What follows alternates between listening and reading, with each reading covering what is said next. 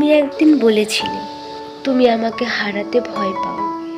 আমি হেসে বলেছিলাম তাই নাকি। তুমি বলেছিলে মন থেকে ভালোবাসলে বুঝতে। আরও বলেছিলে ঝগড়া হোক কিন্তু বিচ্ছেদ নয়।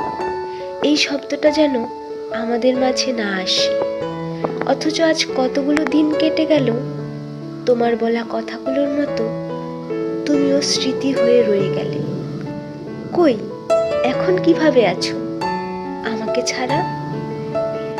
আমি জানি আমাকে সারা জীবন কাঁদতে হবে, কারণ আমি তোমাকে চেয়েছি।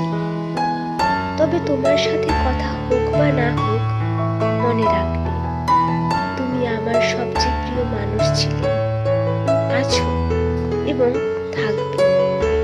আমার সামনে দাঁড়িয়ে জিজ্ঞেস করো না আমি কেমন আছি। দেখে বুঝতেই পারছো আমি বেঁচে আছি। ভালো থাকা আর বেঁচে থাকার মধ্যে পার্থক্য নিশ্চয়ই বোঝো।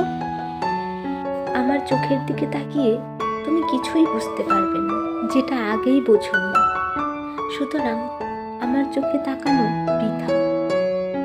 ভুলে গেছি কিনা জানতে চাইলে আমার প্লেলিস্ট চেক করে দেখতে পারো। চাইলে ফেসবুক স্ট্যাটাস সৃষ্টিকর্তা নির্ধারণ করেছে বলে বলছিল আমি পৃথিবীতে পুনর্জন্মের বিপক্ষে।